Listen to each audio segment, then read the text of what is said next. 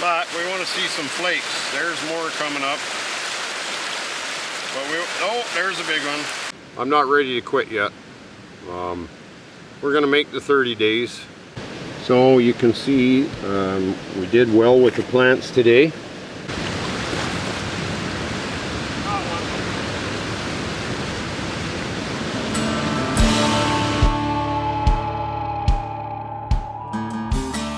Hi, I'm Greg Ovens, and this is Ovens Rocky Mountain Bushcraft. This year, Zach Fowler invited me on his second season of his 30-day survival challenge. For 30 days, we'll have to live off of plants and whatever we can catch and cook.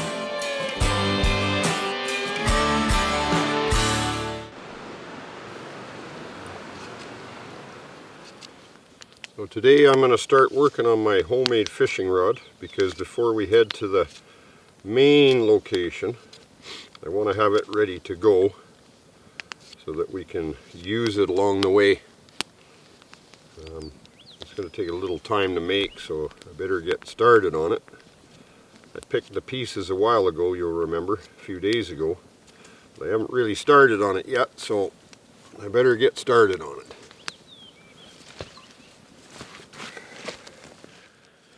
This will be, well, you'll see. I'll get the parts ready first and then I'll show you how it works. There's no point disclosing everything right now until I get it more ready. But my spindle will sit on this stick anyways. I think today we're gonna head to a different location for a day or so. Treat ourselves to something maybe more fun. Do a little bit of gold panning before we head to our main location. So that'll be something. Get a little bit of gold. It'll be something interesting for you to see as well. See how you gold pan, and we'll see what we can find.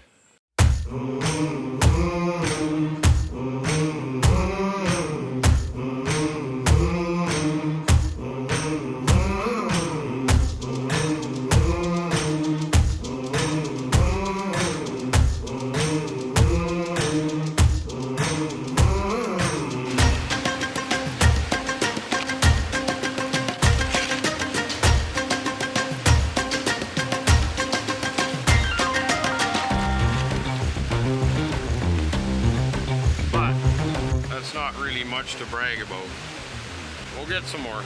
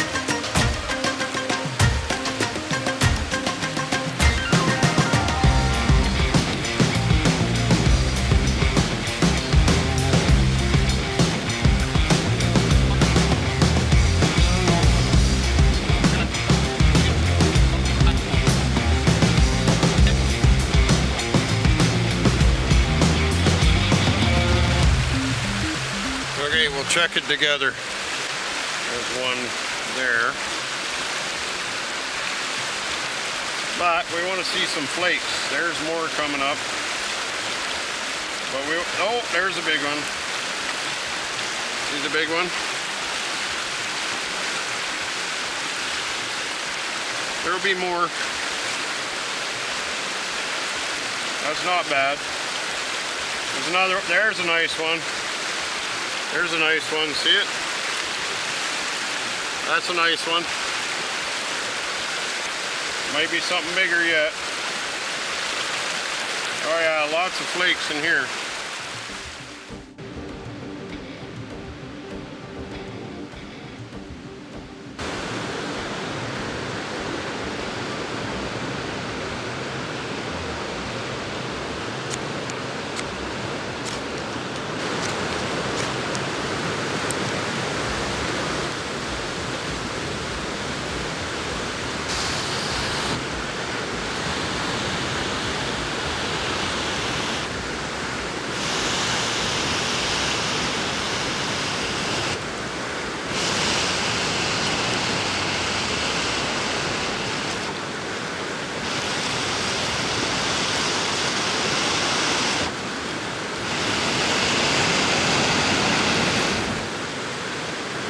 How do you like that one?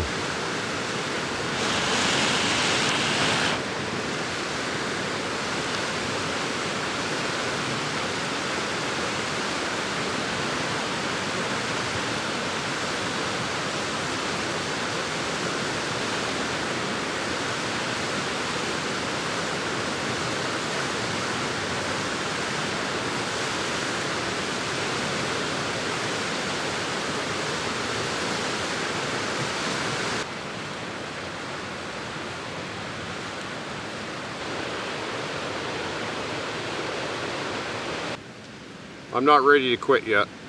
We're gonna make the 30 days. I'm not ready to tap. Everywhere I look, there's something edible. Fireweed, look.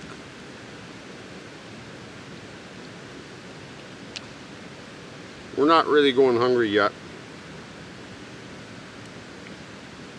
Been weak a couple times. That hike the other day, that took everything out of both of us. But we're getting by. So for the next day, we're gonna kind of take it easy, find more edible plants, hopefully more fish. We're not starving. It's day 8 and we're not starving yet.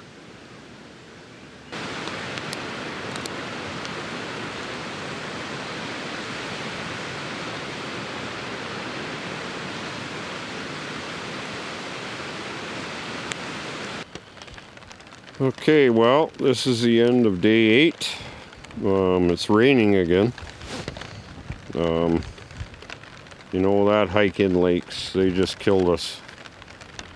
Like, as far as energy and this and that. We're getting the plants, catching fish. But we're not really getting ahead as far as calories go. We're losing weight and this and that. But, you know, it's been epic. The scenery is great. We're looking forward to the next location. We're working together as a team. Zach's showing me a lot about what to film and this and that. I'm not good at that kind of thing. But it's coming together. We're working as a team. And, you know, it'd be nice if the sun would come out.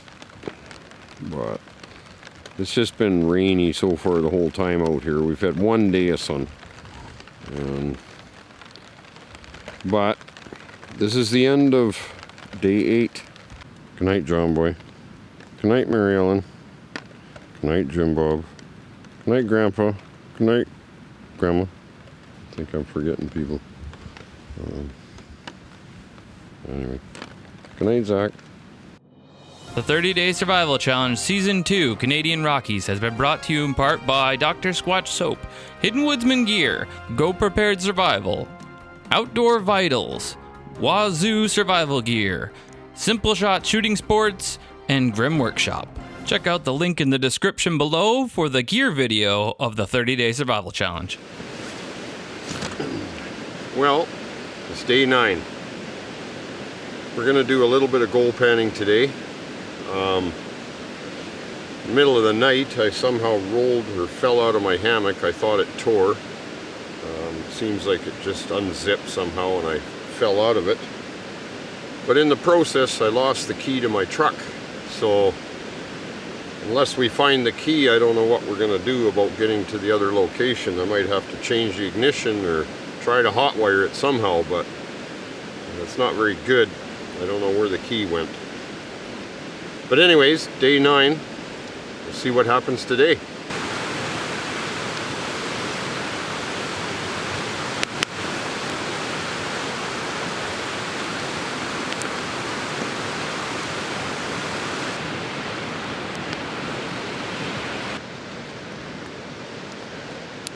Working on my slingshot.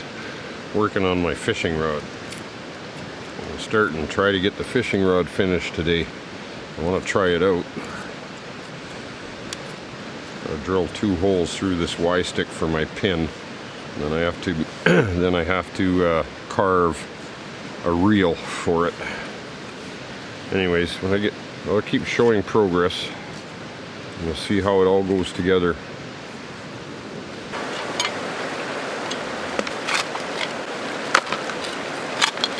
Better digging.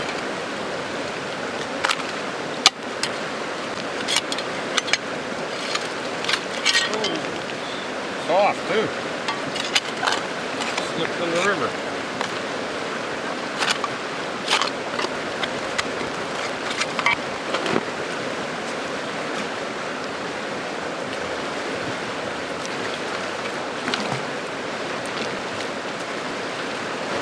The river came up a lot, so we can't even get to the good spots.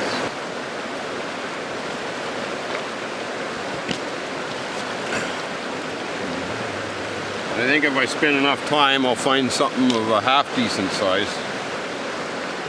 Well, there's a couple of flakes that I'll try to show you, but I'm better off to concentrate a few pans.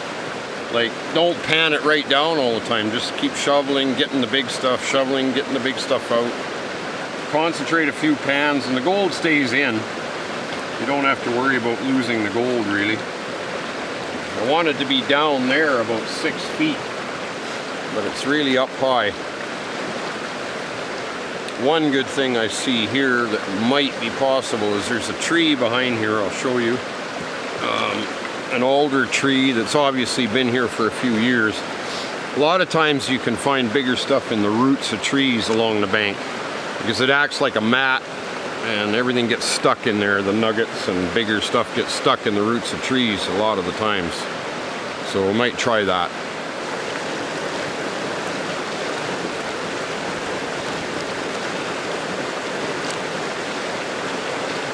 Something I find funny is you see these shows, gold mining shows. Like there's one here in BC where they're looking for Slough Max Mine. And I've gone looking for that too years ago when I was young. But on the show, episode after episode, and they don't even find a color or a flake or nothing. It doesn't even make sense to me. I know there's gold in that area. But I come here and we're on a 30-day survival challenge and I'm finding flakes. I think it's more interesting than a show like that, or like Oak Island. They never find anything. Keep watching in anticipation and they never find anything. It's frustrating.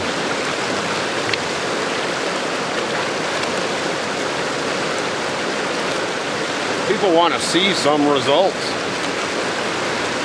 It's a tedious procedure panning. You're never going to get any amount of gold with a pan. It's more or less just to find where it is.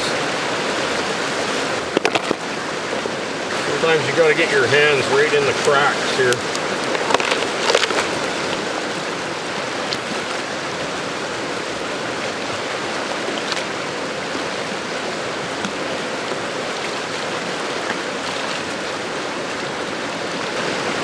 You know you're doing it right if you're washing it like this and you want about a couple of tablespoons to go out each time. No more than that really, because your gold can float out with it too. Most people, they make the mistake of trying to go too fast and then they lose their gold. Oh, I got nothing in here. I've gone panning with friends and they just swish it a couple times and throw it. And no wonder you're not getting any gold, I tell them. Some people just don't learn how to do it. Zach's a quick learner. He did well yesterday with his panning.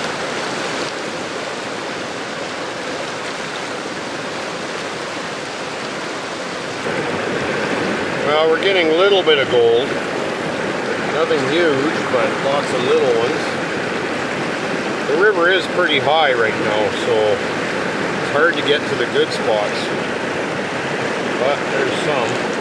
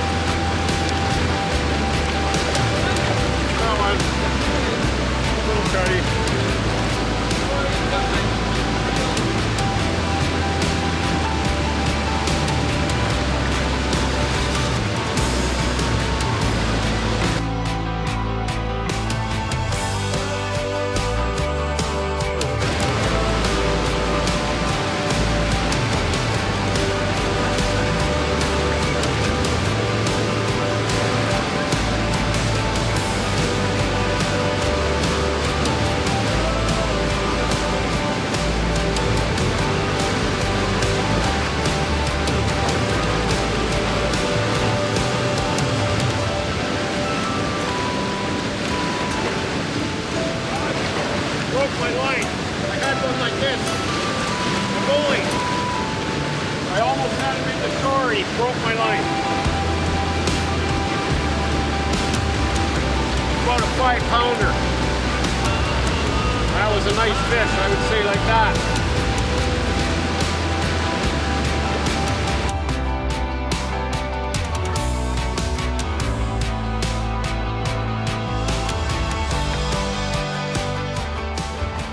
Another spot for us. We're working our way towards our final destination. But we're gonna camp here tonight. We spent quite a bit of time goal panning, and so we got here quite late. We're gonna set up our hammocks, and I'm gonna try fishing the river here. There's big fish in this river. I found a perfect weight rock. Nice grooves in it, see? So now I can just tie my knot. I'll show you how. It's just basically a fisherman's knot.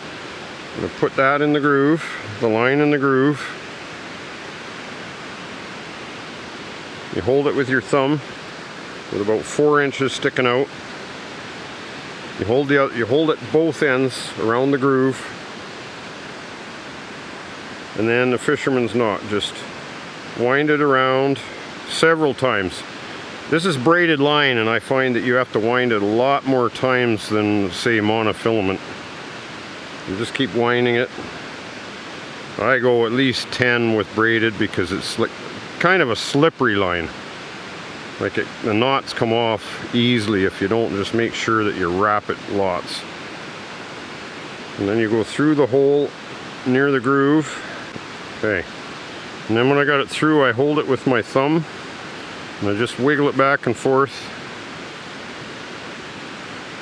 And then pull it tight on the back side. Go down there and while Zach's setting camp up, and see if we can get a fish. I want to be able to show you a big fish.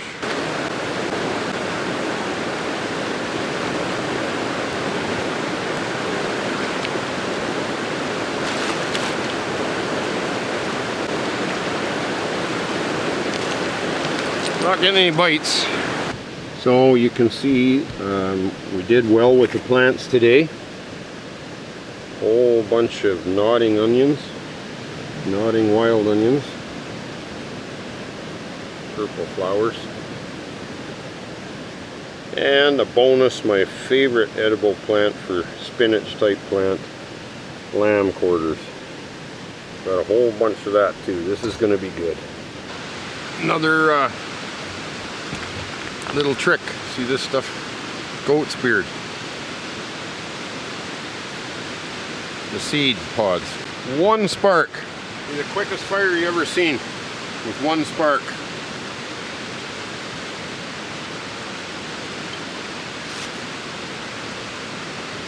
Oh, except it went out. Don't doubt me. It's not burning, maybe it's damp. Okay, I'm a liar.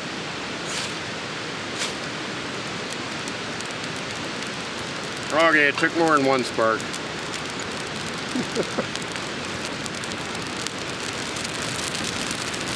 We got a nice little pile of lamb quarters, and it's my favorite. The only thing is, it only takes 1 minute to cook, and usually I just boil the water and then put it in and let it sit for about 1 minute, and it'll be done. Got a nice batch of this. That is nice. Okay, they're done. Here we go. If you haven't tried lamb quarters, get on it. So one more plant I want to talk about is plantain. A very, very good antiseptic plant. Like for cuts. And as a matter of fact, I did get a cut. It doesn't look like much. When I was working on my staff, I slipped and I cut myself, and it's getting a bit sore. And so it could be getting infected, so I kind of pulled it open a bit now. So then what I do is you take the plantain, you chew it up first, Just chew it up good.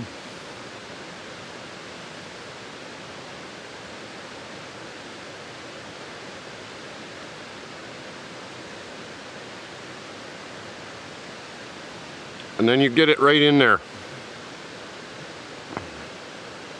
And I mean, it's better if you can wrap it with something. Just wrap it with something to hold it on overnight or whatever.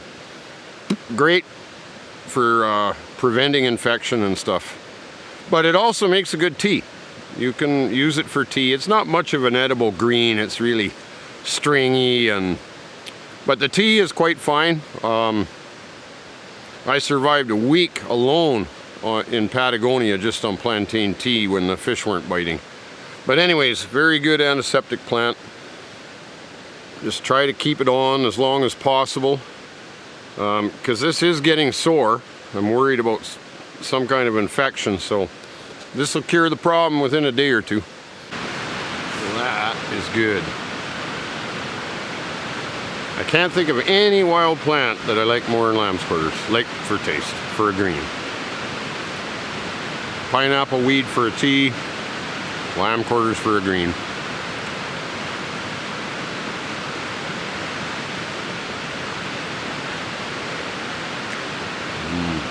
Man, great.